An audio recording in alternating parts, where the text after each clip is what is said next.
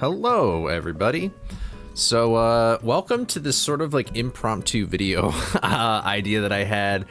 But if you're here, then I assume that means that you watched my Nuzlocke video, and I really appreciate that you did do that. That video took me 8 months to make, I think. I was working on it while I was also working on the Wii Fit video, which was the last video I posted. So if you're here and you're interested in what I have to say, thank you very much. I thought it'd be fun, since this project took so long, for me to sort of explain a little bit about why it took so long. And maybe some of you might find it interesting, because a lot of stuff had to go into making this video in particular. A lot of modding the game, video editing, writing scripts, stuff like that. So if you're interested in any of that, I will put time stamps in the description and stuff, so you can jump around to whatever you want. But I'm going to start off right now. I'm going to go in chronological order with the things I did. And so I'm starting here in Industrial Park, which is a fantastic app made by Igor. He's absolutely fantastic. This was an application that was originally made for the other Heavy Iron game, Battle for Bikini Bottom. They have the exact same game engine. This game was actually made before BFBB, and thankfully Igor has made it compatible with all games that run on that engine, which is this game, Night of 100 Frights, then there's also Battle for Bikini Bottom, and then the movie game, SpongeBob SquarePants movie game, and then the two Incredible games, which is just called, I think, The Incredibles, and then there's Rise of the Underminer. And I assume that based on like newer builds, you could probably use like Ratatouille prototype, stuff like that, but I don't know about all that nonsense. I just know the most about Scooby, and Scooby is probably the most basic version of like Heavy Iron that you could possibly get. Every level exists with a hip file. So hip files are basically like levels, or just like, that's just how like game info is really stored. There's usually a letter and then a number following it. So hopefully you can read it well enough, but this says H001. Let me just make sure that you can before I continue. Oh yeah, you can see that just fine. Cool. Yeah, so there's a letter, and usually the letter is like part of the level set. So H is actually, the main hub here. It's also the monster gallery, that's H3, and then the playground is H2. And in these hip files are these layers, and it's very particular about the layers. Most of the stuff here is in default. As you can see, there's 300 things in there, but textures have to be in their own layer. BSP is basically what the actual level is. So when you model a level, it's a BSP. So like if I went like this, everything is gone. But I also like turning off the not visible thing. This is actually what looks like Aurora Borealis right now at this time of year, at this time of day. That's actually the invisible walls in this level. So I can get rid of that too, so it's a little easier to see. And then, I'll also open up what's called the boot, which is actually a, I'll do it like this. The boot is actually, there we go. It opens in every single level, so that's how like Scooby snacks work. That's how sandwiches work. That's how a whole bunch of things that you see, like keys and magnifying glasses, they all kind of work through the boot. So there's like this kind of universal thing running all the time. I guess there's some other explanations as well. These squares that you probably are wondering about are usually cameras, because this game is sort of like a mixture of like cameras. So like the first game that these people, Heavy Iron, made was Evil Dead. That's why it's called Evil Engine, actually. I don't think you can mod that game with this app though, but that game was very much like Resident Evil, where it's like you enter one room and there's like one particular camera angle, and then you enter another room and there's like another particular camera angle. This game has like a mixture of that, where it's like it moves with Scooby, but not like you can't fully control it. So there's a bunch of these like square cameras lying around here, and then there is, get ready for this, bleh, a whole bunch of triggers. And when Scooby enters these triggers, that's usually what causes a camera to occur. But you can actually make a camera occur with many different things because of events, which I'll talk about in just a second here. Events are really kind of the heart and soul of the game, in my opinion. And if you know how events work with this application, you could basically do a whole bunch of crazy ass shit in this game. These little things are called like markers or usually movement points as well. If you see this with an enemy, but there is no enemies in this level, but this is usually, it shows what path an enemy is going on. And so it's like, hey, go to point A, then go to point B or whatever. You know what I mean? But we can actually look here. These probably aren't move points. These are markers. Yep. So this is actually the spot where Scooby spawns in when you come in from a warp gate. This is also, this crazy contraption is just part of the boot. That's actually, excuse me, it's not part of the boot. This is just like the player model. So you can see that it kind of like has like everything Scooby could possibly have just to have it be there. The tongue actually, I think is sort of like a left out thing. There's a animation in here. Although it's actually in the boot. There's an animation that's called like Scooby Lick or whatever, where it's supposed to like have his tongue out or whatever. But yeah, so that's sort of like the basic things. There's a whole bunch of different assets, and each are a little bit different than the other ones. So there's simple objects, which are just like, you know, they're just like things that exist. They don't, they're just there to look pretty, you know, and you could stand on them probably, unless they don't have collision. But then there's platforms where you can actually put events to them, which again, I'll talk about in a sec. And then there's, and those can also, you can animate and move around. And then there's destructible objects. There's a whole bunch of just like small little more, like, I read morph, small little nuances to each little thing. Dispatchers are like things, that's sort of like, yeah, like check progress or things like that. So then like, that's how the game knows when you enter a level, whether or not, along with conditionals and stuff like that, like it'll activate certain things when you want them to. Conditionals is really more so like remembering like how things go and things like that. But yeah, I guess I'll talk about real briefly just some of like the more specific things that we had to do to make this mod. Because again, I would have never figured any of this out if Mortal hadn't put in the time himself to figure out how this application worked. In his free, like he was a great teacher, absolutely phenomenal teacher. I've learned a lot from him. If you want to mod this game, this is like, there's very little information about how to mod this game specifically. Mortal, I would probably want Mortal to, I would make tutorials if people really want me to, but Mortal would be the better person to make a tutorial of how to mod this game specifically, because there are tutorials for like modding BFBB, but there's a lot of like little nuanced things with Scooby that people don't know about. One of those things is that if you look at the top right corner, you got to be on version 0.1.7.5. That's the version you need to be on for Industrial Park to work. That's just the one that works the best. And then actually, if you want to create your own custom like levels and BSPs and things like that, if you remember BSPs, it's like the whole level. You have to get a very specific beta version, which I'll look at it right now, just for the sake of this. It is I guess the March 2025 beta for Industrial Park. I guess it's version 2025.01.14. I'm assuming that's just the date that it was created. But you only want to use that beta for like adding your own custom BSPs and stuff like that. So otherwise you can use this version 0.1.7.5 and it should work great. Should have mentioned that at the start, so my bad. Hopefully you're not struggling to figure out how everything is crashing.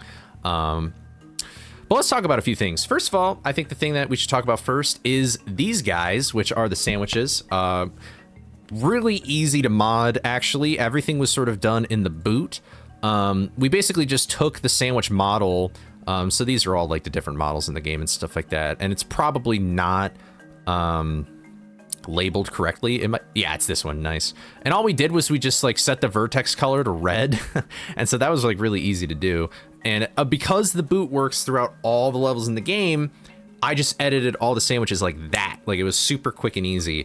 And then to actually make them hurt you, I believe I had to go to the pickup table, and in this little array thing, I had to change like the type that it is and like what kind of settings it does. It doesn't specifically say like hurt or anything like that, but you can see that the model, so I think this is it for the sandwich.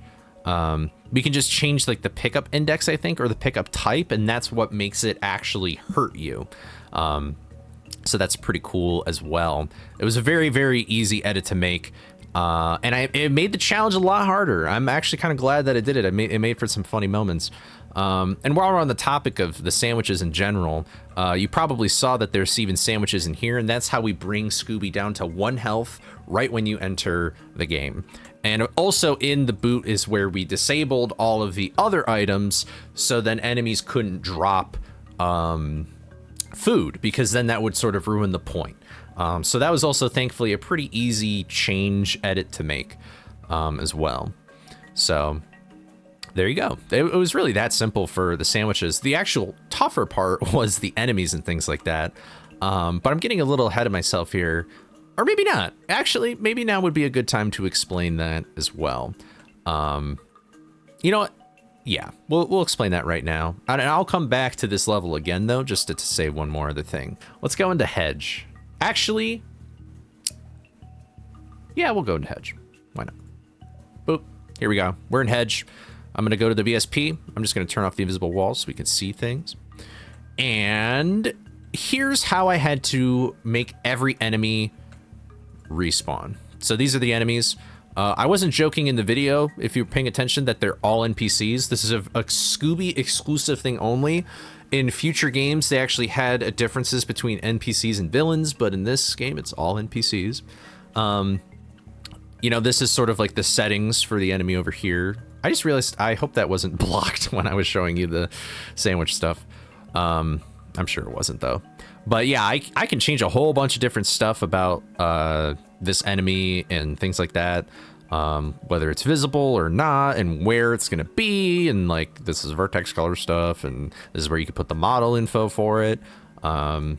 A whole bunch of different stuff, but this is really what I had to do. So I had to go into every single enemy. I couldn't go into the boot. I had to literally go into every single level and on every single enemy, change the hit points to +1. So usually the spider is 1 hit point. I had to change it to 2. And with something like a creeper, I had to change it from 2 to 3. And that fucking sucked. That took a really long time. And on top of that, I also had to include a timer. And timers are exactly what they sound like. You can set an event at the end of a timer, so then when it expires, it does something, or when it starts, it does something. And so this is where I'm going to sort of explain events. So obviously this is just how long something lasts, but this is where all the magic happens in modding.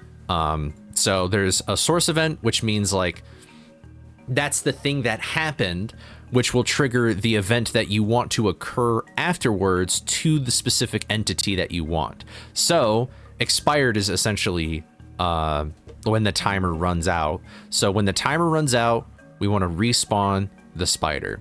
And then when the timer runs out, we want to reset the timer so that it can do it again. So it'll keep respawning over and over again. No matter how many times you kill it, it'll always respawn. This is a very basic way to do events, but it gets a lot more complicated depending on what you're doing. So like when we were modding the boss fights, wow, that got complicated. I would have never figured out all that stuff. So, but I had to go and add all these timers. So this is all for every single enemy. It was very, very annoying. That was probably what took the longest for modding this game. Like all the bosses, I think, like the bosses were kind of difficult depending on which one, but like this was extremely tedious, but it was the only way that we could do it. It was the only way we could figure out how it would work and stuff like that. So unfortunately, we had to go through all that, but that's essentially how events work. And I'll actually go back to Mystery Machine here. Here we go. Boom! We're back at Mystery Machine. There we are. All right. And so with that event thing in mind, let's talk about kind of like how the trophies and stuff work, and also the chances. I'll briefly go over that, even though it's been a while since I've sort of like explained how that works, so I might be a little rusty on it. But I believe in this level there's a lot of conditionals. So I think this is actually a conditional that's usually in the game. So this is what sort of shows when Mastermind is defeated.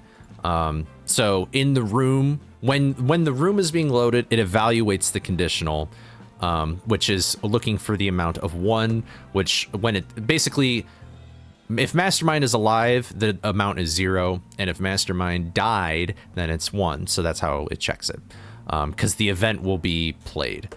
Does that make sense? So when Mastermind dies, there's like a little checkbox that the game gives you, and it kind of is consistent between loads. So then, if this conditional is true, and the Mastermind has died, and it's checked off that little checkbox, then it will respawn the groundskeeper to give you like whatever text, and it will enable the trigger for you to talk to Don Knotts here, and then it will also allow you to, or it'll evaluate a different conditional, which because save machines are disabled, which I also believe we disabled them the exact same way as this other food items in the boot. It'll evaluate whether or not like they'll load or not. I guess I can also just check. I just realized you didn't see that, but yeah, see how it's like if it's equal to 0, equal to 1. That's what I'm talking about. My bad for my face cam covering that up. But yeah, so this conditional, if it's true, okay, yes. So this is the conditional that prevents you from seeing the end game stuff immediately.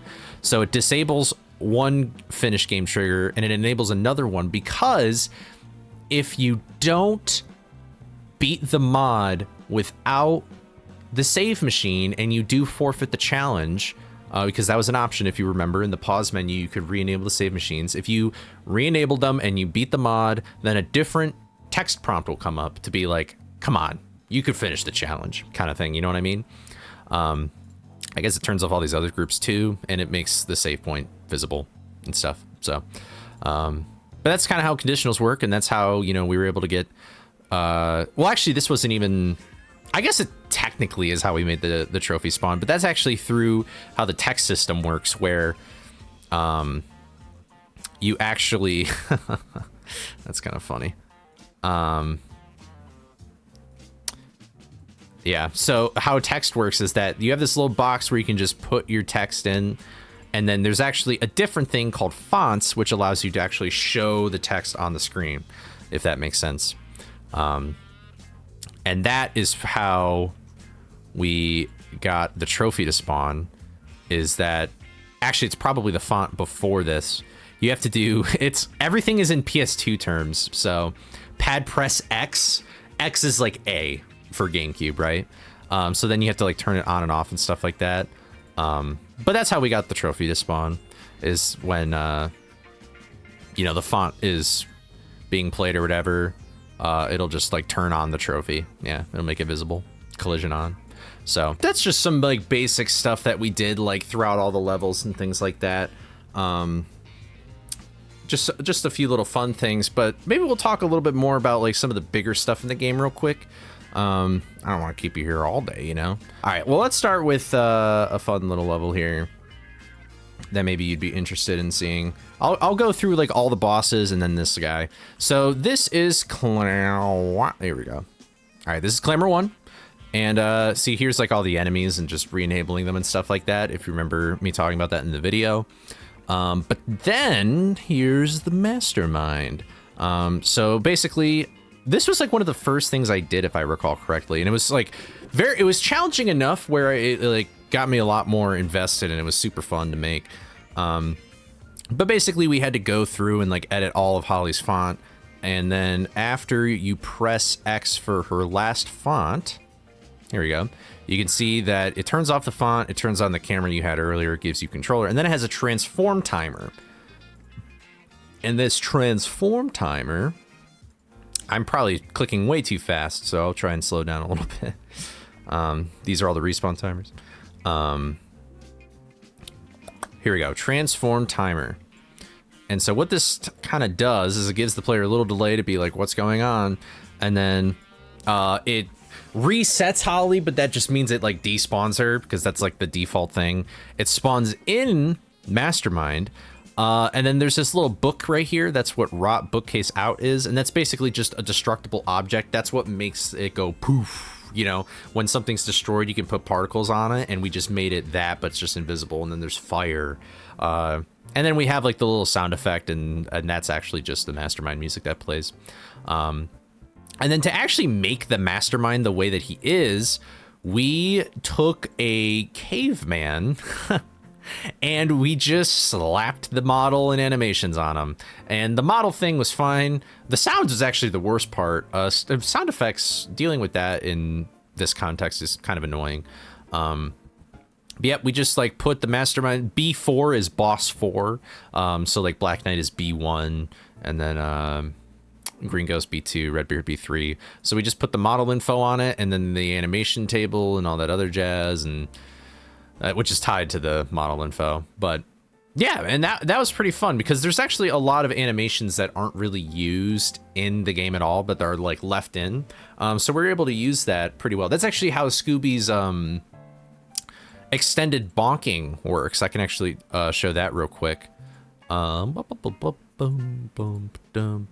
right, here we go. Here we go. So this is the animation table here. We can open this up. And when we go into, I think it's just animations. Yeah, you can see all these different animations that Scooby has. And so we actually just traded off the usual bonking animation for the animation that you never see in game. Oh, there's so many animations you don't see in this game because it fades to black. But that animation of him being all dizzy and laying on the floor, that's actually what happens when you die. If you walk into an enemy and you die, that's sort of like what happens. But it just like flows through the animation so well that it works. I don't remember what it's called specifically, but yeah, like butt fall, butt land, like it's we kind of like traded that off for that one animation or whatever. I just don't remember what it was called, but yeah, there's a bunch of different stuff in here. It's very interesting. Yeah, you can even see that there's that tongue left over, completely unused. It's pretty interesting. So that's exactly what we did for Mastermind, though, and that's how we got him like walking around, and he can like chase after you and stuff like that. And this is really fun. It was kind of a cool thing. Obviously, I would never expect somebody to play this mod without beating the game casually first. So I was like, dude, they're not gonna be spoiled or anything like that.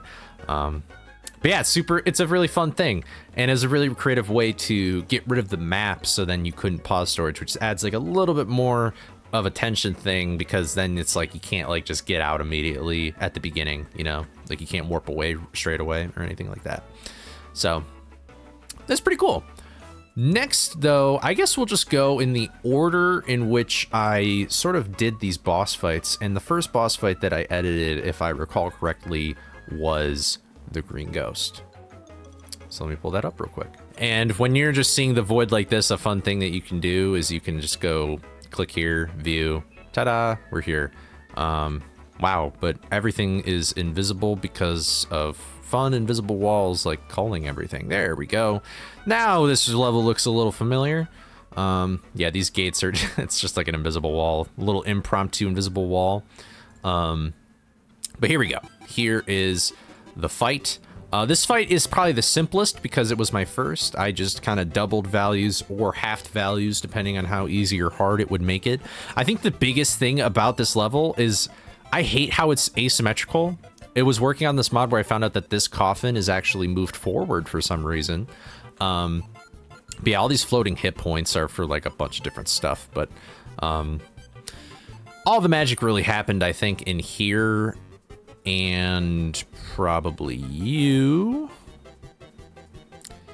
And whatever the vortex is, which is probably the particle emitter or whatever. I'm gonna guess it's this.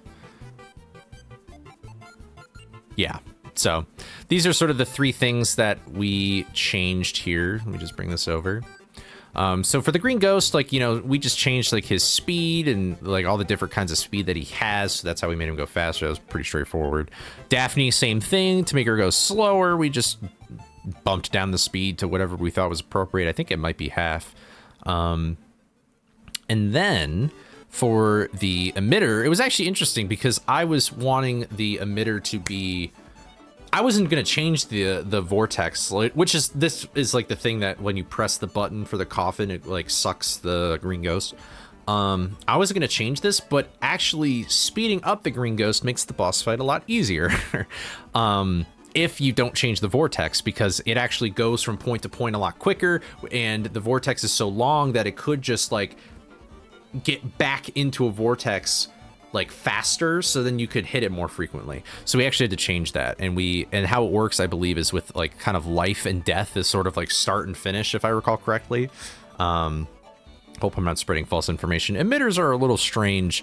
They have like different jargon to it, so it's kind of hard for me to remember exactly what everything is and does. So yeah, but it's pretty basic editing and stuff like that, and it did kind of make the boss fight a lot harder. I think the thing that this is the easiest boss fight, like, don't get me wrong, like, unless you look at it side by side or you saw it like first or know the game, this probably didn't really look like much to the audience. I think the hardest part was actually the fact that the sandwiches hurt you. So yeah, so that is how it goes with the Green Ghost boss fight. But anyway, super easy, simple stuff. Let's move on to the next boss fight that I did, which is Black Knight. Here we go. Why am I doing this? I can go just here. Ta-da. Sure. Meow. Cool. All right, so here's the Black Knight boss fight room. I wish I could get rid of that. Oh well. So this room, it was pretty... Oh, I lost my thing. There we go. In this boss fight, it's pretty straightforward, like what you got to do. Kind of the same thing, since it's sort of the same premise. We just changed like the speed of the Black Knight, and then also, if I think it's under here. Projectile weapon, Black Knight. You can change, like, this is just where we sort of changed how many axes he throws and stuff like that.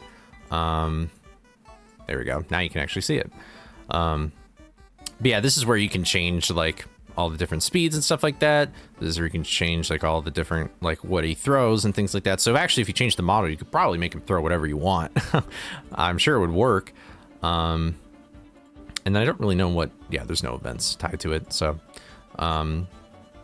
And then I'm not sure if we changed like how long they stayed on the floor for. I wouldn't be surprised if we did change it. I don't remember, but I think it was effect type. If I recall correctly, that is what really made it work. You know what I mean? So it was kind of, I wish we could have actually like legitimately doubled it every time, because like the ending only throws 6 instead of 8. But I actually think it worked out in the end. It's kind of just like, we don't really even understand how like the last phase of the boss fight even really worked out. At least I don't. Like, I don't know why it like split up the axes into 2 different things, and it knew to do that. Like, it's kind of weird. But yeah, otherwise the buttons all kind of work the same. I really wanted to make this witch like follow you, so you didn't do the cheese spot, but I couldn't really figure out how to make it work well. Like, it just didn't work. Because the thing is that when a witch notices you, it usually just stands still and wants to shoot you. So if I like change the range of like when it noticed you, it would just stay up here the whole time, and that's like worse. So I just decided to sunk cost fallacy. I really like, I should have done it more, but I just ignored this, and I was like, you know what, this boss fight is probably going to be hard, because there's also like these red sandwiches, and the button animation's also going to be like, so it is probably fine if there isn't any more modifications. So another super simple change. Let's go now to Redbeard. Here we go. Here we go. Boop. All right. Here is the Redbeard room from the outside. Here, I'll actually show it from, this is behind it. Here we go. So there's a lot to talk about in this boss fight, because this is where we got a little bit too crazy with it. And I guess the first thing we'll talk about is the custom enemy that we made, which is these moody ghosts over here. Let me pull up my thing. These guys are basically just moody ghosts, except here's all we did. So there's things called behavior states, and you can basically just give enemies different behavior states depending on what you want them to do. So like one behavior state, and it's just changed by the numbers. So like behavior state 1, if I recall correctly, is that they just stand still. Behavior state 2, you know what? I'm not even going to try and guess these, but basically there's a behavior state for standing still, for walking along a path at like move points, and then there is like following you and not like just going from one move point to the other kind of thing. And moody ghosts usually just follow you, so we just changed the behavior state. And also I think 0 is like despawned, so this is sort of a bad example. But if we go to the targeting, you could see that there's these groups. And groups is basically a way so that you can make like all the ghosts occur at the same time or whatever. So there's these groups, and then there's a timer attached to each group, which will tell you, hey, like when this like enemy wave is dead, or I'm sorry, when the timer is expired, respawn the enemy wave, and then reset the other timer or whatever. I feel like that was a horrible explanation, but yeah, all we did was just change that number. We just flicked it to whatever we needed to do, and then all these, hello, where am I? Oh, you know what? I'll turn that off again. I got to do it for every level. There we go. And then all these move points is actually where all the ghosts can be, because like, it's like half random, if that makes sense. Like it can go like in a bunch of different places throughout the room, but where it goes to is completely random, because that's actually how movement points work. Like in here, you can see it says set next movement points. And if there's more than one movement point, then it just randomly selects between these movement points. So it's like kind of random, but like not random if you know where the movement points are. And actually, when I made this mod, I wasn't aware of this little cheese spot, at least from what I remember. So it was kind of like fortunate that cheese spot even existed. But yeah, as you can see, I kind of put them in the corners. I made them go up and down and stuff like that. It was crazy. And then to actually make them blue, all we had to do was go into the texture, and I don't know if they have really weird naming schemes, but I just named it Moody Blue. I guess we also made a red one. And we probably just liked the blue better, but all we did was just take, these are usually yellow, these two squares. I just took those things into Photoshop or whatever photo editing software and just changed them to blue or red. And it was really that simple, and you can just put it back in there. And I like them. They look pretty cool. It's like a little denim or whatever. And then these enemies, funny story about these enemies, actually. So they're called Moodies, right? Because what we were actually planning on, which would have been easier, is we were planning on just having like a new Moody Ghost every time, but I was like afraid that would be too difficult. And so I was like, how about we add like different enemies, so then like they don't have to fight like 8 Moody Ghosts or whatever. I wish I did that, because 8 Moody Ghosts, in retrospect, oh my god, that would have been so much easier. So we added all these enemies, but I think the ironic thing is that my little tar strat manipulation, or my little tar monster manipulation rather, probably came from the fact that this used to be a Moody, and the Moody had specific like detection radiuses and things like that, and they were much smaller, if I am thinking about it correctly, than what a tar monster usually is. Like a tar monster can usually throw something at you from far away, and so the exploit never really was applicable, because like you would be so far away from the enemy that you would never really get a chance to hit it while it's like firing a blank shot. But because, and this is sort of like this is the radius in which it will see you, not in which it will start to attack you, so it's a little misleading, but probably because it used to be a Moody Ghost is the only reason why I was able to have that exploit in the mod in general, which I did not even know that that's how the enemies worked until the mod when I was playing it. So What a weird, random, never would have predicted that in my life, but that's sort of just how things came to be. That's really all I got to say about that. It's just kind of funny how that worked out. If these were just straight up tar monsters from the get-go, that exploit probably wouldn't have existed, or at least it would have been a lot more difficult to actually do. But yeah, so anything else about this boss fight that I ought to mention? I guess the ropes are sort of interesting. So all the ropes that go into the corners are the original ropes, but then with these ropes, like, sure, these are destructible objects, but they weren't working properly. And actually what they are, there are these triggers that are above the rope, which basically say,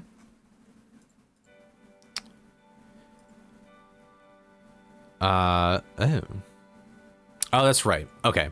So yeah, so there's basically let me pull all that up too. I forgot. It kind of worked a little stranger than we thought, but basically there's like this trigger that also had a timer associated with it, and it would like kind of detect whether the sword has entered it or not. So like if the sword enters the rope, then it will, or if the sword enters the trigger, it will destroy the rope automatically. And it actually worked really seamlessly. It just looked like it cut the rope. So I don't really understand how we got lucky with that, but they work slightly differently, but they do the same thing as the normal ropes and stuff like that. So I remember that being a very fortunate thing. But anyway, let's turn off all these triggers. Whoops. Come on. There we go.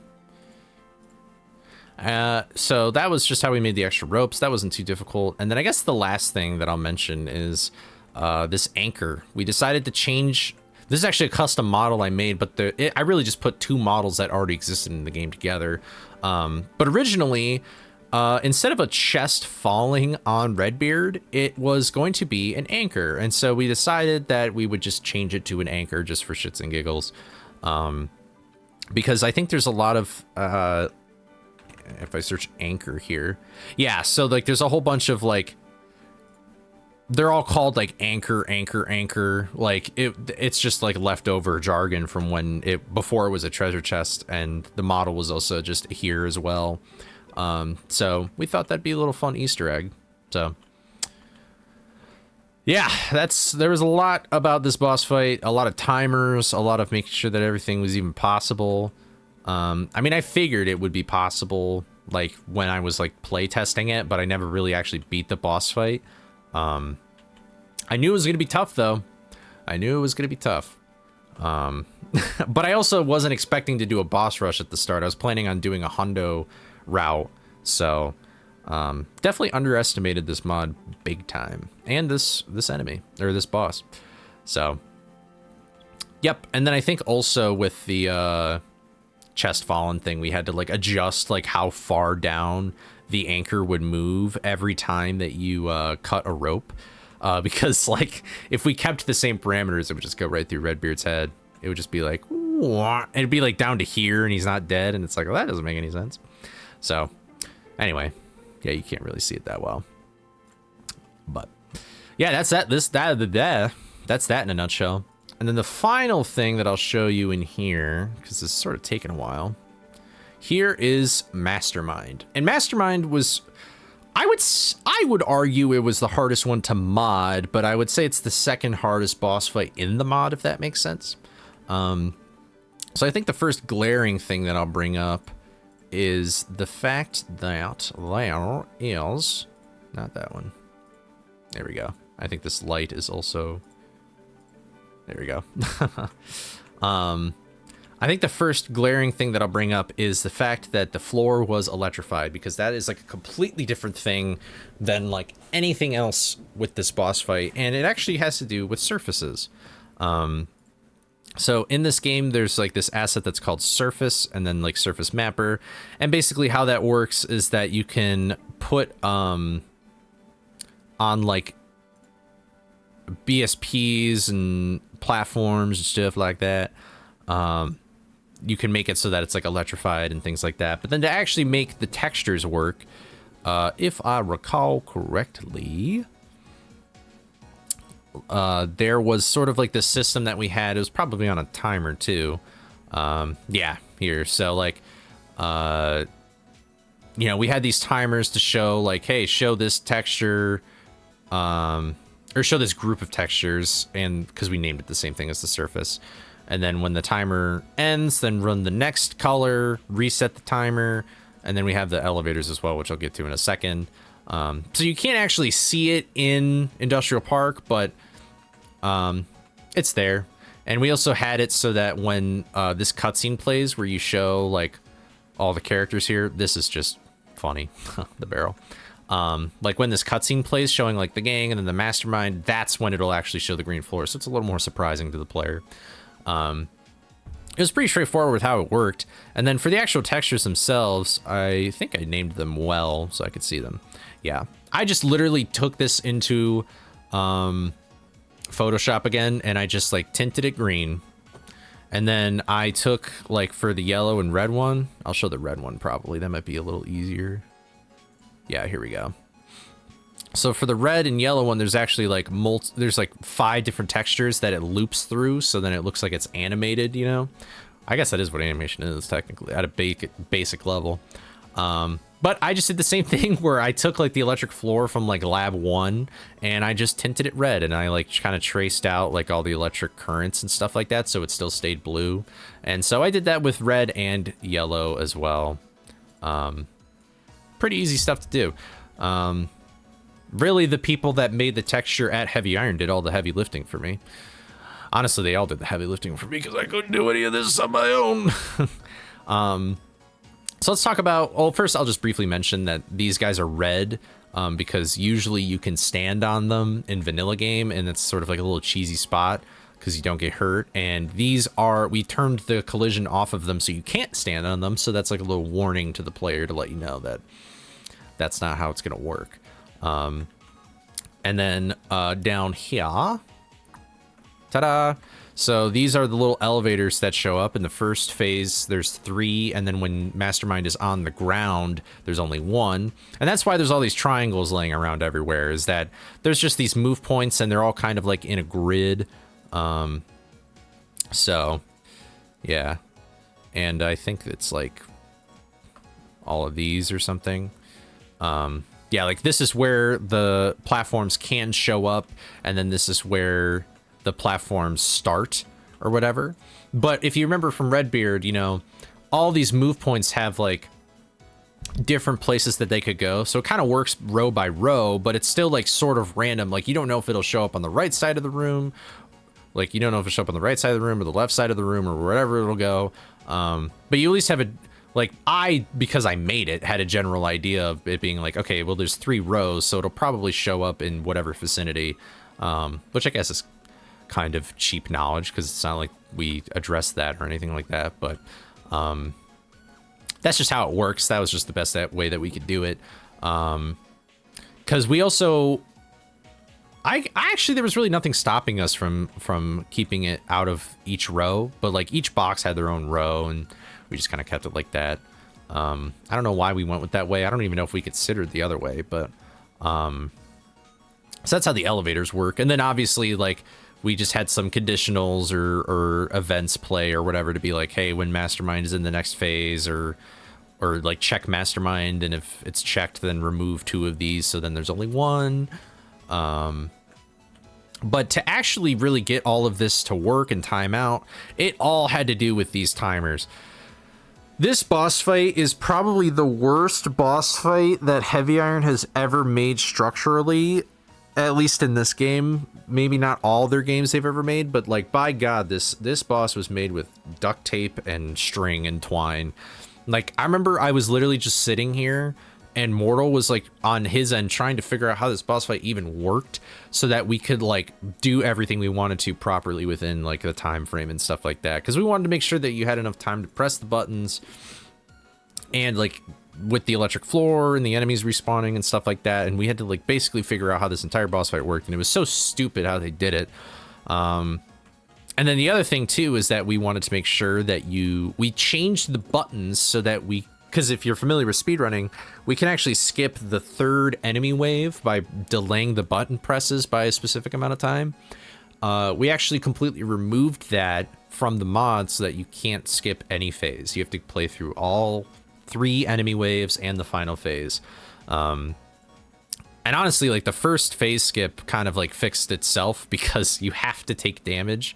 Whoops. You have to take damage in order to to press the buttons. And then it's like, well, you know, you can't do that. You only got 1 health. So what are you going to do? You know? So, yeah, that's sort of the boss fights in a nutshell. That was probably the most... It's funny because this took me the longest to explain to you, but it's actually probably the shortest thing that it really took for making the entire project possible. I did most of this during and after I made my Wii Fit video. So then by the time my Wii Fit video was uploaded, like a few weeks later, I was already doing this, ready to go. Because fun fact, my Wii Fit video, I was expecting nobody to watch that and to fail. And now it's my most watched video, and I feel like nobody's gonna watch this video because it's about a fucking Scooby game. Maybe I'll be pleasantly surprised, I don't know. I'm recording this before I've uploaded it, so there's that. But anyway, so... is there anything else that I'm going to show you in the mod? I'm not really sure. Sorry if I have a lot of cuts and stuff in here. It's very hard for me. This was so long ago. This was almost an entire year ago. This was like May of 2025, and I'm recording this January of 2026. So, I don't really remember all the ins and outs and stuff. My memory ain't what it used to be. So, that's basically most of it. There's a whole bunch of little nitty-gritty stuff that I can get into, and if you have questions, leave them down below in the comments of how I did stuff, and I'll answer it to the best of my ability. But now that we have kind of talked about the making of the mod, let's talk about how it took me a month to beat the mod, right? So let's talk about like how that. So once I beat it, it's like, well, what did I do? Because now I had to start making the video. And this is what I did. Wow, I'm a white guy. Wow. What a surprise. Oof, that's bright. Sorry about that. But basically, this is what I do for every video for the most. Although this video is a little bit different, but I love writing. I'm a big fan of writing. I think this is really where the magic happens, is like writing the script and stuff like that.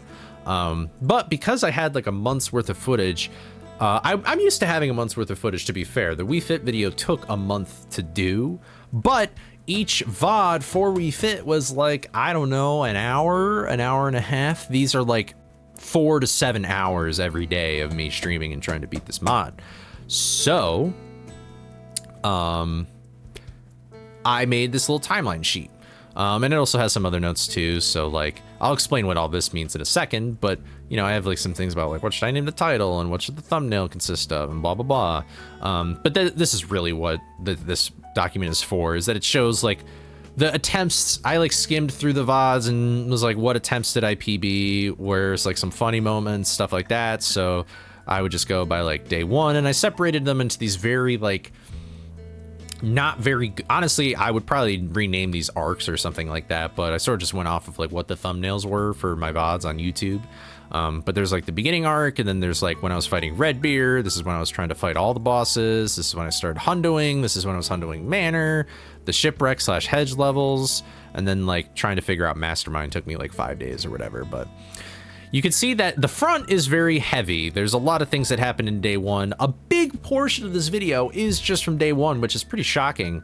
But then there's also some days where I could completely gloss over stuff too. Like I may have just gotten this footage just to have like some nice like B-roll or whatever, but like I think there's actually one day like way later, like by the time I got to the end of the video, it got easier, because then I was like, well, nothing really happened, because it's gotten so difficult to the point where, yeah, no progress, but there's like practice footage. So, you know, so, but this timeline was very useful for me. Like this was a huge day.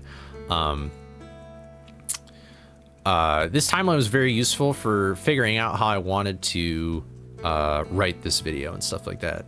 And you know, every video teaches me something about making videos, and I think what this video has taught me is I'm never listening to you guys ever again. So when I was making this mod, I had the intention of making the video only about my winning attempt. So then you didn't have to go through and like, you know, like, I mean, there's all these different, like, hundreds of failures that I had. It's like, you don't want to, who cares about that? But then everybody was like, wait, no, you should totally make it about like the entire process because it's the journey that people care about, right? I really don't know. Maybe depending on the reception of the video, I'll see. But it made it so much worse to write. You don't understand. Pacing this shit was the worst thing ever. I had to rewrite this script like 300,000 times because of it. And I never really want to listen to you guys ever again. I'm just telling you that. So, but here's how I usually write scripts anyway, is that this is sort of different though, I suppose. This is sort of like the theme. I kind of wanted to make people feel uneasy while watching the video. Like, you know, it's intense, like getting anxiety from it kind of. And then these are some videos that people recommended me watch, just for like, or also just videos that I was drawing inspiration from. So like, you probably recognize that video. I reference Smalling a lot, even though I never actually watch his videos. He's kind of like the YouTuber I want to be though, where it's like, it's only him working on it and he makes these sort of bigger projects. And this video specifically, he actually goes through the entire journey. You can see there in very small text though, it says resets. So it wasn't like his, Ironman video where it was only his winning attempt. And then this is I think Waifu actually recommended this to me, an RE7 video. Who's this by again? Yeah, this guy. I don't know if I'll add that. That was a cringe side too. But anyway, so I just like made some notes about it and stuff like that. I made the most notes about Small Ant because that's sort of the kind of video that was most analogous to it. And I just have some like other notes and stuff like that on here. And then this is the actual script. So this script is 24 pages, I guess, if anybody really wants to know all the fun stuff. 16,000 words, all this other trash. This is definitely the longest script I've ever written. But yeah, as you can see, like, what I do is I sort of write everything out. I just like go on and on and on and on, and then I go back and I cut some things. But in this, I had to cut out a lot more because this video was actually going to be 3 hours, and I was like, fuck no, this video does not need to be 3 hours, and I like cut down a lot of stuff. And I usually cut out stuff by just doing Alt-Shift-5 and just crossing it out. So I cut out some jokes that I feel like kind of wrecked the flow a little bit or whatever. I think the intro is always like the hardest, but so I write everything out, and then I make these, like, this is the best way to do it, because I don't want to make a separate, like, spreadsheet or something about, like, storyboarding the whole video. I think that's the most stupid shit I've ever been taught in, like, college and stuff, was like, you gotta make a storyboard. You gotta type out everything. It's like, no, what I'm gonna do is I'm gonna highlight something, I'm gonna press this comment button, and then I'm going to type out exactly what I want at the specific point when I'm talking. So like, show title screen for the mod, show the casual game frights, show a clip of me for every year. I actually changed that to just be like from beginning to end. You know, sometimes I like improv it a little bit. Usually it's like the first thing that comes to mind and things like that. And then I highlight specifically, what kind of footage it's going to be. So that's why this was sort of this was my little key here. So anything that's highlighted in red is from it's Nuzlocke B-roll, if that makes sense. So like, I went back into the mod to record some things specifically. This is for like vanilla game and a mod I'm about to showcase later. This is Industrial Park. So like, if I wanted to show like, I did it for like the Mastermind boss fight, but like if I wanted to like just show something in Industrial Park, like move points and stuff like that, I can do that. There we go. Blue is the map level, which I'll talk about in a second. Like all those really cool wide map shots. That's why this video took so long, by the way, is this fucker. I never used this, like I probably used this like twice, but whatever, images, I guess. And then the normal pale default like comment highlighted is just A-roll. So as you can see, there's like usually like little blocks of each thing. So like here, like I'm explaining something, so I needed the map and just like normal vanilla B-roll footage. And then this is me doing whatever thing. And there, it kind of goes back and forth. You know, this is like all B-roll Nuzlocke footage. And then it like cuts between A-roll and the map and all this other stuff. And I would say towards the end, like towards the beginning, it's very heavily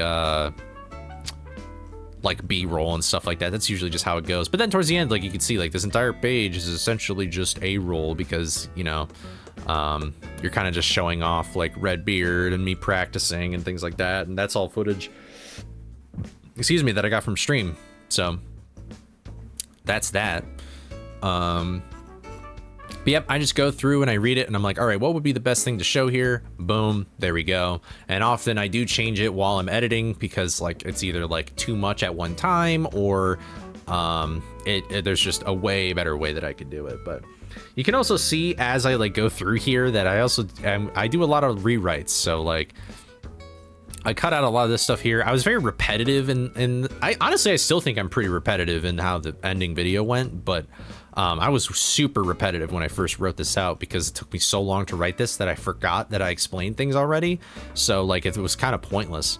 But I rewrote like, yeah, like this is all, I rewrote this. Also, maybe I'll talk about this more with editing, but I also ran into this problem, which maybe some of you have noticed, that I did not know that you can do this thing in OBS where you can separate, like when you're looking at a project in Premiere, you know, there's all these different layers, right?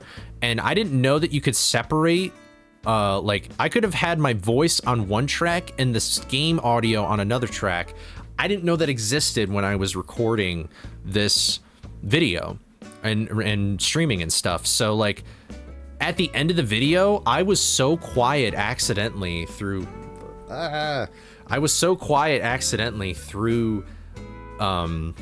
the stream that I had to compress my audio and it sounded terrible. And I was gonna show a lot more of like my A-roll and like actually like going through the levels live, but then if the audio was so unusable and terrible, I don't know how people watch my stream. I don't know why nobody pointed anything out. I feel terrible. But yeah, I had to like, I rewrote a whole bunch of different stuff just so then it would like, I did it a lot later though. That was still in Manor. Yeah, like Hedge, I was gonna just show like me going bam, bam, bam, bam, bam, like with the A-roll, but instead I just narrated over it because it was so terrible.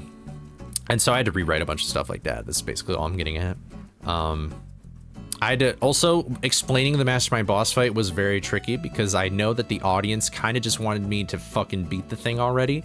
I don't know why I said fucking like that, but so I really wanted to make sure I was like, okay, I need to explain this fast because they want the payoff now. Like I'm literally teasing them. So I had to do a lot of rewriting. Yeah, I cut off. Yeah, so yep, that's kind of how it goes. And then you got this. This is the end. I was so happy when I reached that.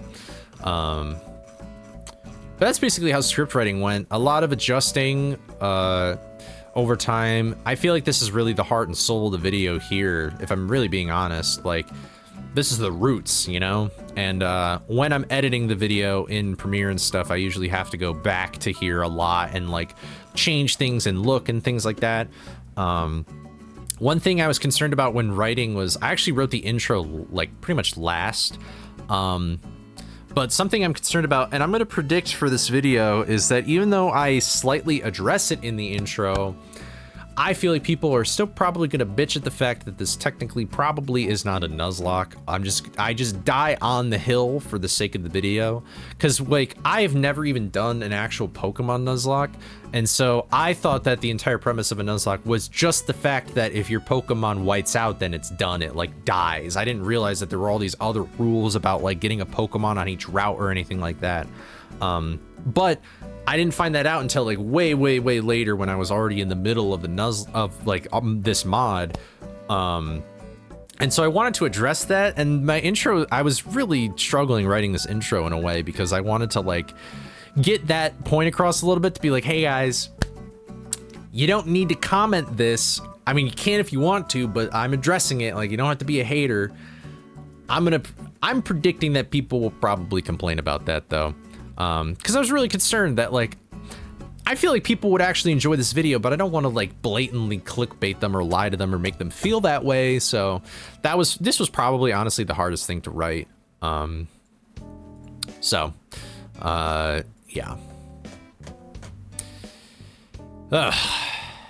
Anyway. So yeah, that's writing in a nutshell. That was pretty brief to explain, I think, compared to the modding thing, but I definitely feel like, you know, this is where I spent most of my time. So, anywho, I guess let's talk about, let's see, I got my little notes thing here. Let's talk about this guy. So this little fucker, let me tell you something right now. This is the reason why this video took so long. So, for context, something I have always complained about with Frights in general is how garbage the map looks. Because usually it just looks like this. It just has these X's and these blobs, you know what I'm talking about. And nobody, unless you've speedran the game or know the game as long as I have, like this just looks like a bunch of gobbledygook. You don't know that this is Tower 1, you don't know this is Hedge 4, you don't know that this is Crypt 4, you don't know that this is Pier 3 like I do. And so for the audience, I feel like it's hard for you to explain the route of the game in its like Metroidvania-ish fashion.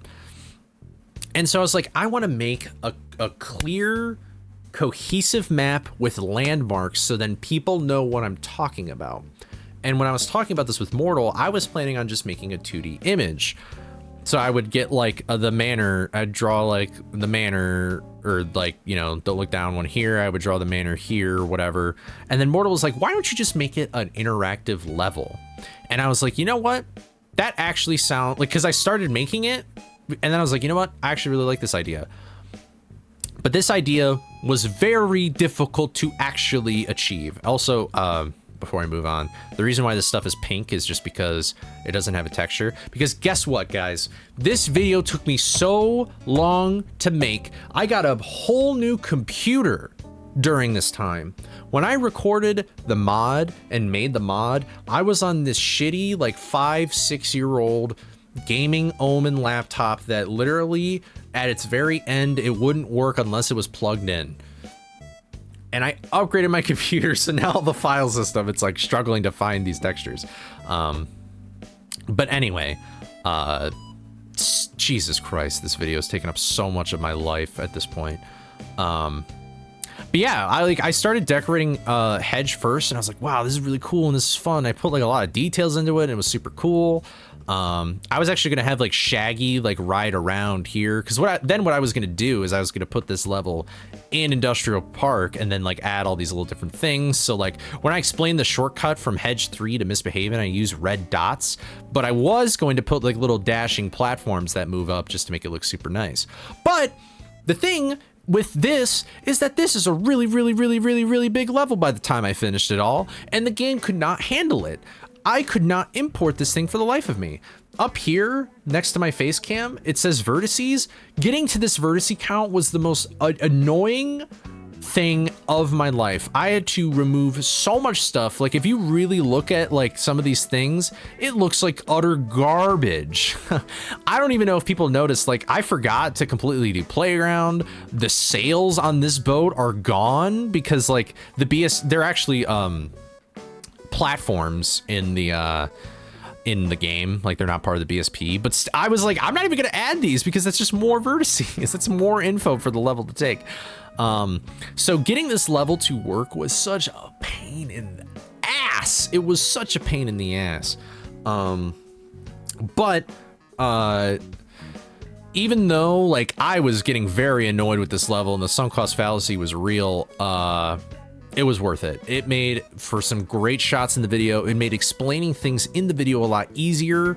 I tried to place like the best landmarks that I could for everything. So like upstairs, I sort of made this like fake makeshift like stairs thing with the trampoline at the bottom, and like, you know, the color of the walls are different, and I put like the creeper painting. You know, I really thought about like every little level section and what I could do. Like I just put the water here, and like, you know, the laundry bin and the icicles and the lab stuff. Like I really went hard and tried. And actually one of the things that helped me is that somebody made an asset library in the Heavy Iron Modding Discord. Somebody made this asset library, and then I kind of just built off of it, which actually I could probably just show you.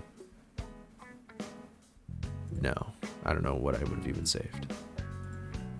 But yeah, and then look at this. So it's like 2.5 million vertices practically.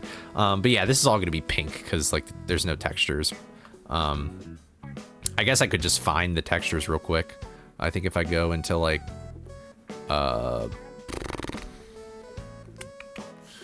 maybe it's defaults, external data, probably this, find missing files. Sure. We'll give it a second. Yeah, we gotta let this thing cook. There we go. So still lots missing, but yeah, basically this is like what the asset library was at its start, and then I sort of just spread shit out and got like BSPs of every level so that I could like actually take landmarks and things like that and stuff. So, yep. So what I basically had to do is I just, oh, and this is the other thing. So like you can't just like Control V, Control C in Blender, right? I didn't know that. I don't have that much experience with Blender. So I was Control V and Control C'ing things into this level like nuts, and what that actually does is it duplicates everything about what you're putting in Blender. So I had like 300,000 of the same texture. It was so stupid. So that was another thing I had to like fix. But yeah, it was a crazy ass nightmare. I literally, I think I made like custom code so that it would like delete the extra textures, and I had to go in and like make sure that all the textures for all these different things was the same, so then it wasn't like using extra data for no reason. But yeah, that was pretty annoying. And then you can see here that like this is literally the like level hill. This is literally Skullcliff 4, although I probably would have vertex colored this a lot better now that I know what I'm doing. This is literally Lighthouse 1, etc., etc. So, and then some things I just made up completely on my own, like this little rock waterfall thing. I completely made this by hand, and it was actually pretty easy to do, and I was very proud of myself actually for doing it. Yeah, there's quite a few things like that just strewn about, but yeah, this map was very, very, very nice. And then oh, that's the other thing. So then putting it into Industrial Park to even do anything was such a nightmare, and that's why I didn't add like all of these super other fancy things into it. And I just did a lot of like editing, but I did add like the bosses and stuff like that. So yeah. But let me actually show you the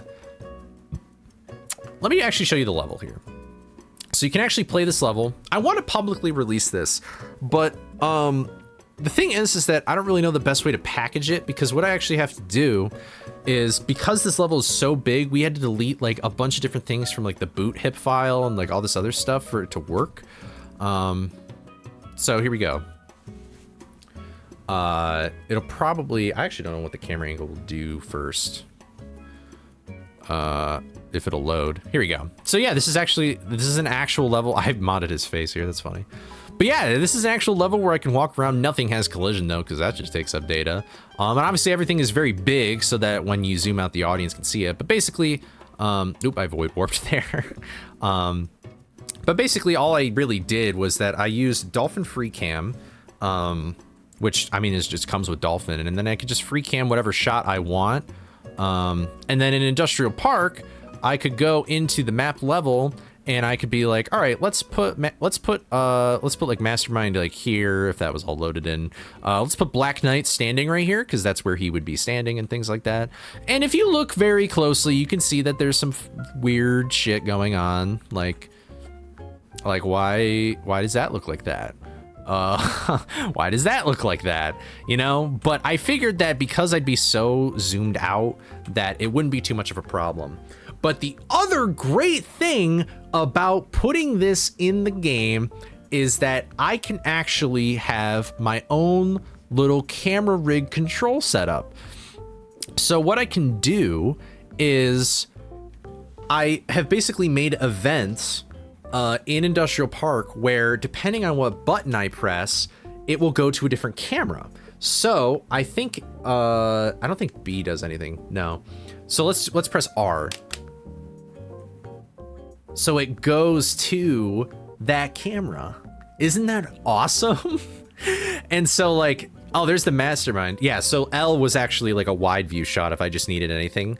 And then maybe it's like Y. No, it's X. Yeah, so I can go between like, so I actually use this shot in the video where I'm like, oh, let's go from like, let's go from mastermind to, whoops, to a crypt. So like, I may have actually reversed the footage too, which is funny, but yeah, so like, oh, before we go to the mastermind, we have to go to crypt.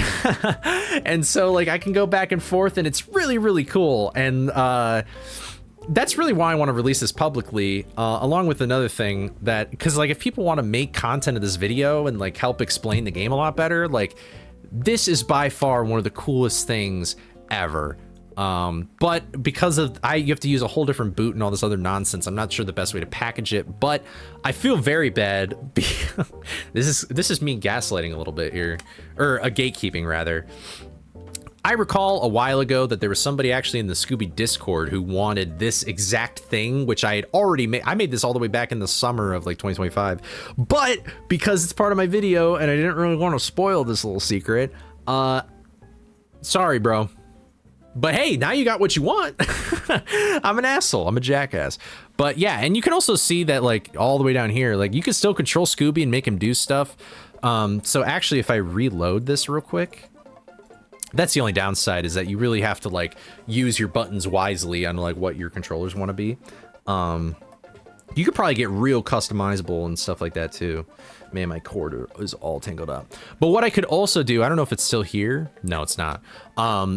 So there's like a shot where it's like I show what the cutscene looks like, or the shortcut for getting into the basement levels. And so I could actually put a trigger that teleports Scooby all the way over to like the other side of the world, all the way over here, which was a really cool shot. And I could control the camera and how all that worked too. It was a really, really, really cool thing to do. And then yeah, I put the bosses all where they're supposed to be, and they're super big so that you can actually see them.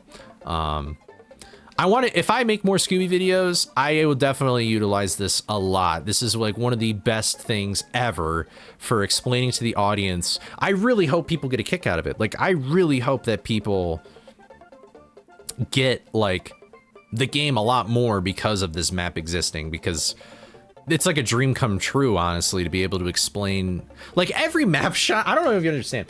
Every map shot, I had to do like the most minimal editing of all time. And it literally was just like, it was just perfect. It was perfect. Hold on, I'm untangling my cord here. It's so wound up. Look at how wound up this cord is. But yeah, this map level was super helpful, along with another mod that Mortal and I have been working on, that I want to release publicly very soon, but there's still a lot that we need to do, and we're both kind of busy doing our own thing. Which I will cut to probably right now. All right, so something else that I used in this video a lot is, well, I guess I'll show that off later anyway, so it's not really that big of a deal. But this, maybe I'll put like a little like bright light warning thing here, because this can kind of hurt your eyes. But this is what I am sort of dubbing, I guess, as the content creation mod. And so basically how this works is that we have a bunch of levels with different enemies, and we have them just playing an animation. So then what we can do is, you know, we can go and search for whatever animation we want. Some of these animations you never really even get to see that closely, or you really even notice are different. So, you know, let's say that you want like an animation of the witch. This is also just like an enemy in case you want that for whatever reason. But what you can do, I just also realized, shit, that the Scooby music is probably playing over this. That's probably not good. I hope that doesn't mess anything up. There we go. So what you can do though is So let's say you want this Margaret Thatcher laughing. You want the Switch laughing, right? So you could press this button to turn Scooby invisible. Then you can press Y to like frame advance in game. It's not really actually frame advancing. It's a little slower than that, but you could also just use like task tools and Dolphin and stuff. And then you can in Dolphin Free Cam just pivot it to whatever you want. And then you just take the photo or you record in OBS and you can just cut out perfectly in this green screen exactly what you want. And then if you wanted to play again, then you can just do that. And then you can press, pressing the R trigger. We'll probably just make a tutorial for it in general. This black box here is just so that you can orient yourself in space, because we found that without it, it's really hard to actually see where you are in like free cam and stuff like that. So, but that box will be a feature where it's like, it'll go away, so you don't have to worry about it. But yeah, we have this for all sorts of different enemies. And so what I think I'll do is I'll just go to like a random one. Let's go to like 45, I think, is Shaggy. Shaggy has probably the most animations out of like any character. So watch out for the purple light again.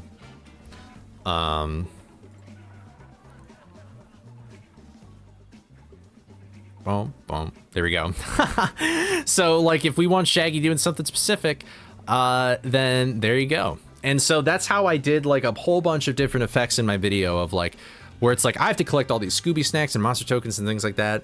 I used this. We made like a whole bunch of different levels with this exact functionality, and that allowed us to make a lot of really cool, or allowed me, I guess, to make a lot of really cool like edits and things look really pretty in game.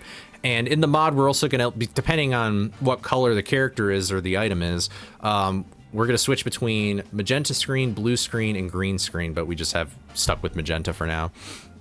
And so actually in one part of the video here, I made this very random One Piece joke, and I think it's like, Premiere's probably gonna struggle here.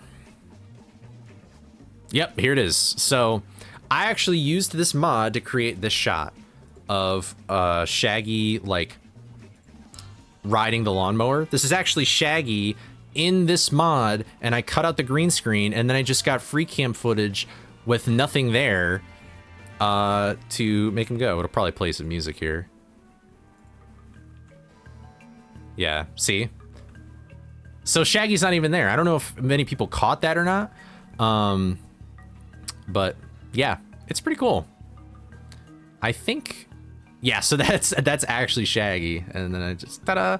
So this is actually Scooby in the level though, in this like other beginning part of the One Piece. I've never even watched One Piece. Is that funny? But yeah, you can even see on the side here, like, look, there's the helmet, there's the snack, there's that, and all I really had to do was go into effects and put a key on it, and then you can just like, it's just basically done by that point. Like it's, I guess I had to color grade it a little bit differently, but yeah, this mod was super, super awesome and useful. Yes. But yeah, we also have like, let's see if I called this correctly. We have like all the different like NPCs, we have all the different enemies, we have all the different pickups, like we got basically everything. The only thing currently right now, just I guess for a little behind the scenes and the behind the scenes, is the last thing we really have to do is just get Scooby. That's going to be the most like important one. Okay, I think I accidentally loaded a level that doesn't exist. But man, what would it be? I guess that.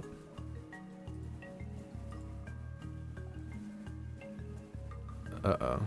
Wait, I'm getting a little concerned now.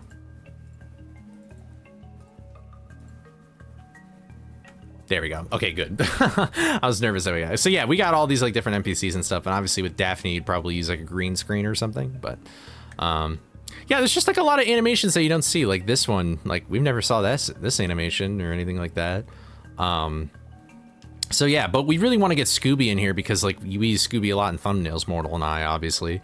And so we want him to like easily switch between facial expressions and stuff without going into Industrial Park every single time. But we haven't really figured that out. And you know, it probably has something to do with morph targeting and things like that, and we don't know how to code, but we'll see how we can figure out the problem or anything like that. But yeah, this was a super awesome thing that we made. I'm really glad that we decided to do this.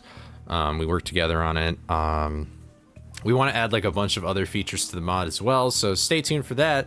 That will I really want to make a lot of tools for people to easily make videos about this game, and I think this is one of the best ways to do it. I feel like, honestly, I feel like BFB should probably do the same thing, if I'm being honest. Like, this was a very easy mod to make. It's not very difficult at all. Very simple premise.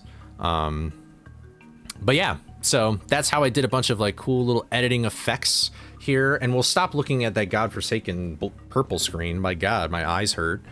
And actually get into like editing the video. So the first thing I did with editing the video, I guess, is that I recorded all the all the narration, excuse me.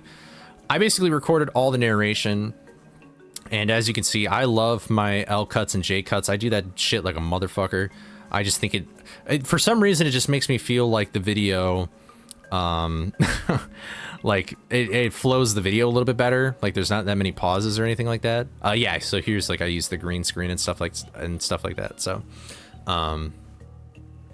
but I did all the narration first, and then I laid down the video. But I actually think if I did this in a different order, I probably would have laid down the music next, because I don't know if anybody else out there has really made a video as long as this one, or just made YouTube videos in general, but like, I honestly felt for most of making this video that this video was going to suck until I laid down the music and it really started feeling like a video.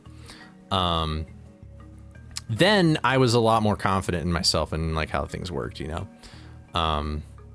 So yeah, I laid down the narration, then I laid down like all the footage and stuff like that. And then after laying down the music, that's when I started to add like these little fancier edits where like, you know, I'm doing like animations and I'm doing like animations and stuff like that. So yeah, that's when I started doing like all that and adding sound effects. I love adding sound effects. Sound effects are my favorite thing in the world. I think they really make a video pop. Audio is very underrated for me, in my opinion, rather. So, yeah, and then I added, and honestly, what I kept doing also is that I watched this video like over and over and over again, and like kept adding like more and more and more stuff. That's usually how I roll. So then I can add like animations and keyframe things and all this other stuff, and I guess also this little highlighting feature is actually a pretty simple edit to do, but it's so clean. I really like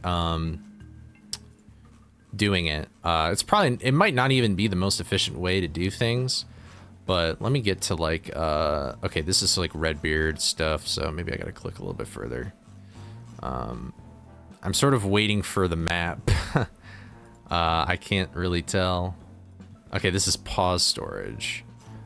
So here we go.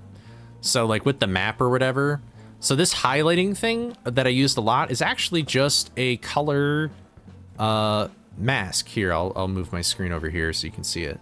So basically all it is just some simple keyframing where at first it is just normally exposed footage, and then there's this mask that comes into play, and it's just underexposed everywhere else except the mask. So then that's what highlights the levels that I want you to see. So, and there's Black Knight right there, and you can see that he's actually moving, which I think adds a little fun to it because I actually put him in the level and stuff like that. So, but this is actually just free cam here, and I just zoomed in via keyframing up here.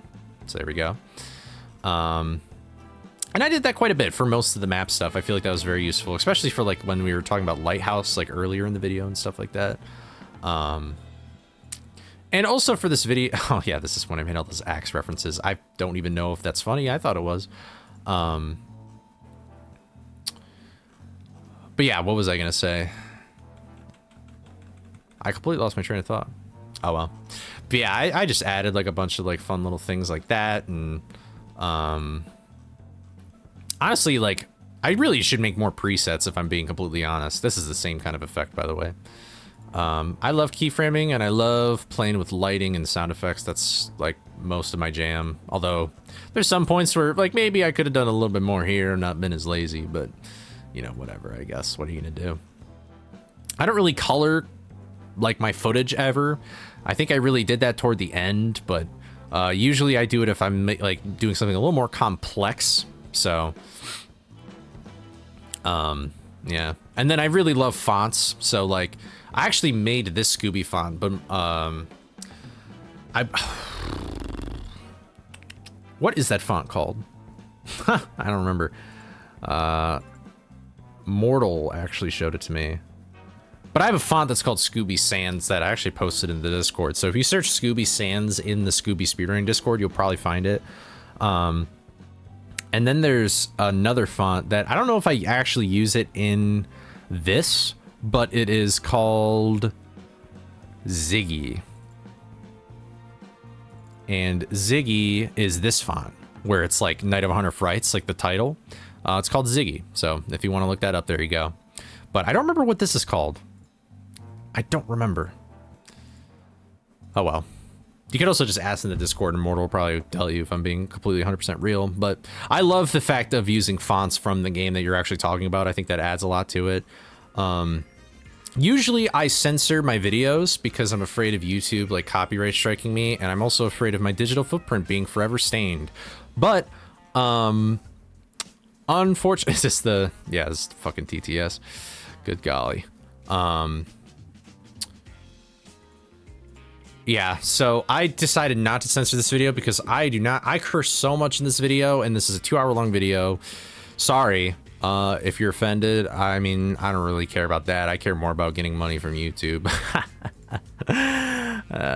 Anyway. But, yeah, and so I went back and forth a lot between the content mod, the script, things like that, really making sure that everything is paced out well. Toward the end of the video here, I'll just like swoop all the way over here. I think this is like, yeah, this is a gas stuff. So like towards here, you could see that like, oh, I guess I turn off the compressor here, but like most of this footage by the time I get to like here, although this is when I had my meltdown, so maybe not. Yeah, I had to add a compressor to everything. It just sounded so terrible. And so I wanted to really limit the amount of A-roll that I used toward the end here. That was sort of like a big hurdle. The ending of this video and the beginning of this hurdle are actually, or our ending and the beginning of this video are actually kind of big hurdles. So I didn't really want to fuck around that much with it, but I had to. So, yep. And then, you know, a lot of other simple shots. Well, I guess whatever. Like this is just simple like keyframing and using masks and things like that, and I think they look really great. The map again looks absolutely phenomenal. I love it. And then some other like B-roll shots or whatever. Like this is just Dolphin Free Cam. God, the video quality looks so much better. But I guess I did use proxies. So for anybody that doesn't know how proxies work, it basically just makes the video look like garbage doo-doo in Premiere, but then when you render it, it actually goes back to its like original good resolution. It's just so it's easier to work with. But this shot here is just like Dolphin Free Cam. I move it forward. There we go. I kind of wish I redid this shot because this axe is actually down, and I'm explaining that there's no axes in the way of these snacks, and technically that's true because I pressed the button later. Just some sort of little nuanced stuff, but yeah, that's basically it. And then also, I like it when YouTubers put what music they do in a video, but I've used so much music in this video that I think I'll just make a comment being like, hey, if you want to know what music something is, just ask. And I'll tell you because like there's so many. But I will talk about this song for a second. So this song that I used for this montage, which I'm still hoping that YouTube doesn't claim it, it's from the most niche game I've ever heard in my life. There's like I love listening to the random video game soundtracks. That's like one of my favorite little pastime fun things to do. And I was on a website and there's like random albums, like you can just like have it like choose something at random. It's like SRC with like random games and like speedrun.com. And I found this song that I use in the outro at a whim. It's from a game called Sequence Palladum, and literally any video you look up about this game, it has less than 1,000 views. like this, nobody. It's like probably super big in Japan or more well known in Japan, but anywhere else in the world, there's nothing. It's not in any kind of like archive thing. Like very, very few people, but the music for this game is absolutely fantastic. And so like, I was trying to figure out what I wanted to do for, like, I wanted to have like a fun little montage of like, look at how far we've come, guys. Look at all the stuff that we've done. And this song just fit the bill perfectly. But I also wanted to make sure that I didn't ruin this song for myself, because I did that with Concept of Love with Jet Set Radio, like my speedrun video that flopped tremendously. I really wanted to make sure I wasn't sick of this song, and I'm glad that I did. And yeah, I just cut it so then it would flow together and be shorter and stuff like that. But yeah, and then obviously this I basically just left unedited because I felt like it was more raw that way. And then like I just added music to my pop off, which I am kind of embarrassed about now. Yikes, but whatever. What are you gonna do? People thought it was hype, I guess. So, but I literally was like so happy for this to be done because for anybody that didn't know, so I finished this mod in June, and in July I had planned to make an album with my friend Nastani, which we have now. It's out already, and it's actually just an EP, Midnight Sun.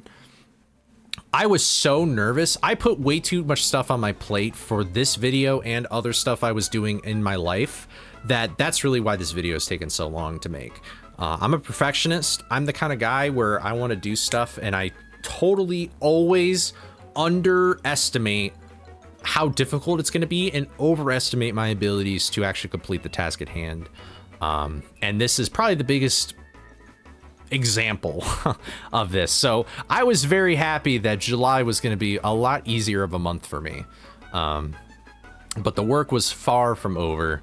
I was just so happy to finish this thing. I said it in here, but this is easily the hardest thing I've ever done in probably a video game, if I'm being honest. But also just in Scooby in general.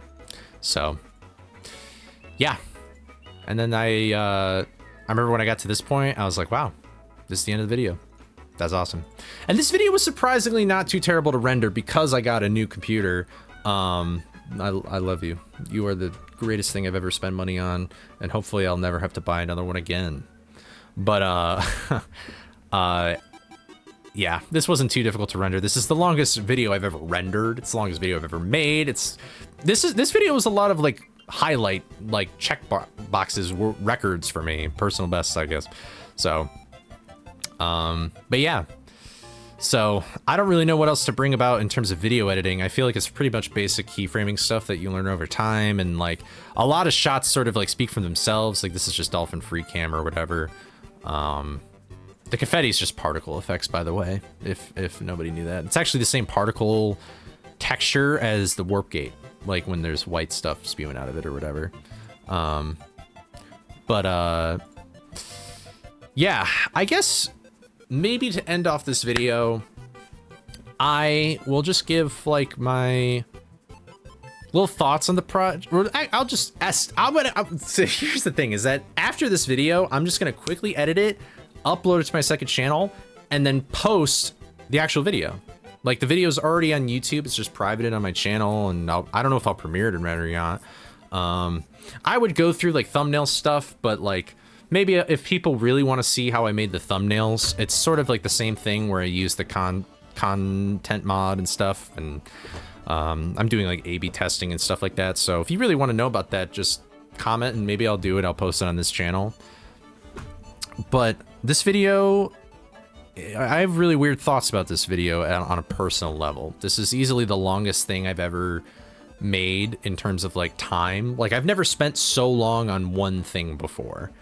I want this to be my job. I want YouTube to be the thing that I do. And it's funny because I keep saying that I want to steer away from Scooby stuff. That's why I made the Wii Fit video in general.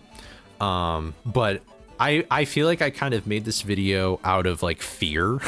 I planned on the Wii Fit video failing, and now I think what this video has taught me is to not plan for anything, and just go with your gut and you know, try and do the best that you can and make it look as best as you possibly can. I'm glad that I worked as hard on this video as I did, because I think this is probably the best that this video could have possibly looked for the skill set that I have with the tools that I have acquired, you know?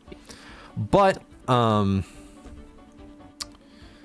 you know, I don't know if this video will do well. I hope it does well. I'll be really sad if it doesn't, like, reach, I don't know what number of views, but I might be a little bit disheartened, but, I learned a lot from making it. I learned a lot about myself from making it. It took a really long time. I'll probably never make a video like this ever again unless I'm a little more... unless circumstances require it or it sounds like a fun thing to do in the moment, but I really plan on this being the last Scooby video I make for a long time. You know, this was all me. Like, I mean, I had Mortal helping me, like, figure out how to do stuff, but, like, at the end of the day, I'm the guy who did it all. So, hopefully my hard work will pay off in some regard to accomplishing this dream of mine, but I think something I've learned about making YouTube videos in general is just don't have any expectations for how it'll do. And, because if you know, because if it fails, then you get sad, and if it succeeds, then you're like, oh, well, what do I do next? You know what I mean? So, I hope this video as well. I hope people like it. I hope people don't get mad because I call it a Nuzlocke. Like, God, it's not like I just half-assed this video and it's all fucking clickbait. Like, I really hope people look past that. I don't know if they will. I don't know how well this video will be received. It is going to be uploaded in January, which for Insider YouTube Baseball, worst month to ever upload ever. I wanted to upload this actually on Christmas, but it just didn't work out that way. But what can you do? So I guess that's my little prediction and thoughts about like making this video and stuff like that. It was a lot of work, man. It was a struggle some days. All my free time in the past like 7-8 months have been to this, so I really hope that people like it. And I hope that you liked this behind the scenes thing. This is pretty fun to make. And if you want to see like more behind the scenes-esque stuff, or you have any questions about modding or anything I talk about in this video and how I made this video, please let me know down below. This was a huge project, so I'm sure I missed a lot of things I could have explained off the cuff. But anyway, you're a real fan for sticking through this and listening to me. So I really appreciate all of you very much for watching this video, watching my main video, all the support, checking out the streams. Without you guys, I probably would not have even had the motivation or discipline to finish this project. So thank you very much. I don't know what to say. I'm getting a little choked up actually, which is weird. But yeah, have a good one. See ya.